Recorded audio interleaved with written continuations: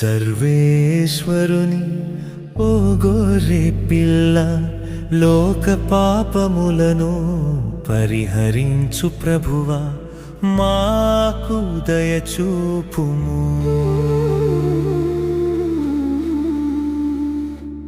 సర్వేశ్వరుని ఓ గొర్రె పిల్ల, లోక పాపములను పరిహరించు ప్రభువా, మాకు దయచూపుము.